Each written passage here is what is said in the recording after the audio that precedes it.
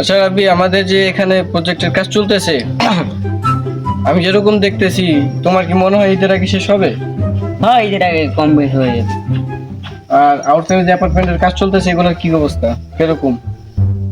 এটা একটু আছে। আচ্ছা, এটা আমি চেক পাস করাই দিব না, এটা সমস্যা না। আর ম্যানেজমেন্ট ম্যানেজারে বলবা যে এখানে আমাদের ছোট ছোট কিছু জমি আছে, এগুলোর সবকিছু একত্রে করে এটা একটা বড় একটা প্রজেক্টের কাজ নিব ওই জায়গায়।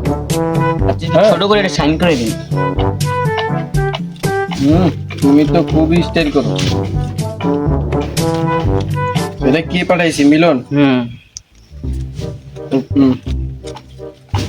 মিলন রে বলো আমার সাথে দেখা করতে, অফিসে আসতে বলবো। আর এখানে যতগুলো কাজ চলতেছে, আর এর তো তোমার বাসে কেউ নাই, কাটলে আমার হয়ে গেছে, ভালো লাগে না এটা। আপনার কারা ভাই, এটা কি করেন ভাই? কত দিয়ে যাও, কি কত দিয়ে যান? এই পাগলের ভাই, তুই ছাড়া যাওয়া তখন ভাই আপনি আমার জায়গা ভাই ভাই জানবি। এই যে একটা মানে ভাই, এই ভাই এই টাকা ভাই, আমি ওর মালিক ভাই। বলো তো কিছু।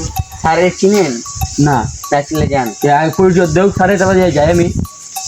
এত কথা তো আপনার লাভ আছে, চলো আমি ওদিক থেকে দেখছি। যাও তোমার দিকে যাবো, বাসা কেউ নাই, মাথা মতো গরম আছে, কাম থেকে জানো আমি যাও না, যাও না বেশি কথা বলে। এই কি যাও দিকে যাও, আমাদেরকে চিনো? গরম আছে, যাও না, যাও যাও। আচ্ছা, আমাদের এই প্রজেক্টটা বিক্রি করছে কি? চোরা বিক্রি করছে, চোর না আমি। আহেন এই সাইডটা দেখতে ভাই, এই হোসেনের গিয়ে ধরতে হবে প্রজেক্ট, আবার এটা নিয়ে নিই। হ্যাঁ এই সাইডটা দেখতে পাচ্ছি। লোকের সাথে বাড়িটা কমপ্লিট করে দিই। কি বস্তা মস্তা সারের কাম করে ও স্যার কি অবস্থা? এই তো ভালো। বাড়ির কাছে কি? না একটু চলতে শেষ হয়ে আচ্ছা, যেটার জন্য ফোন দিছিল ওটা এখন একটা কাস্টমার আইছে আমার কাছে, জায়গা বিক্রি করতে এই লিগে আচ্ছা, কোথায় ঢুকছে? আমাদের সামনে বয়া করে। আচ্ছা, জায়গা দিকে জায়গাটি ভালো। আচ্ছা, ওইখানে প্রজেক্টের কালচার কিরকম, মানে গাড়ি চলাচল করতে পারবে এরকম? হ্যাঁ চলাচল করা যাবে, কিন্তু এখনো গাড়ি চলাচল ওখানে করে না আর কি। হইব, রাস্তা বের করতে হবে মনে হয়। ওই যে রেডি রেডি ভাই আসলে স্যারের লোক দেখা হচ্ছে। আসসালামু আলাইকুম স্যার। ওয়ালাইকুম আসসালাম। ভালো আছেন? তুমি তো মনে হয় সেই লোকটা না? ওনার জায়গার কথা বলছো? হ্যাঁ স্যার। ও আচ্ছা, দেখি আমি। রেডি আপনার ওই জায়গায় এটার পরিমাণ কিরকম? ওটা 2 বিঘার মতো আছে জায়গাটা। আচ্ছা, মেইন রোডের ব্যবস্থা আছে কোনো? হ্যাঁ আপনি গাড়ি মারি ট্রাক মারি যা লাগে সব করতে হবে। আমি যতটুকু শুনছি নাকি ওটা তো এখন না, এটা চালু হবে কয়েকদিন হ্যাঁ, পর, মানে রাস্তাঘাট ঠিক করেছে তো, ঠিক করার পরে। আচ্ছা, ওইটা আমি দেখবো না, সমস্যা নেই। আর জায়গা 2 বিঘা? 2 বিঘা।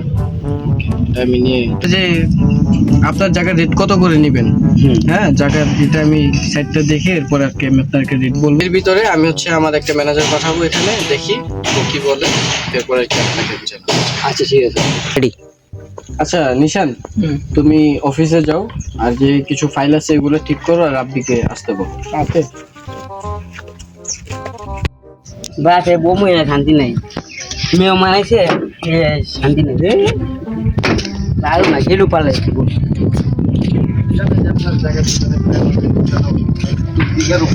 আসসালামু আলাইকুম। মানে ওয়ালাইকুম আসসালাম। ওই যে ওনারই প্রায় 2 বিঘার উপর জায়গা ছিল, তো এটা নিয়ে আর কি আমি তোমার এইটা যাও হবে না হবে না ভাই, আমার ইমার্জেন্সি লাগবে বুঝছেন, আমার বিপদ আছে বলে আমি শোনো। হবে না, না মানি না। আচ্ছা, যেটা হয়েছে এটা পাবো না না না অন্য সব জায়গা আচ্ছা, এই দাঁড়াও, এদিকে আসো, একদম না, এদিকে আসো, শোনো না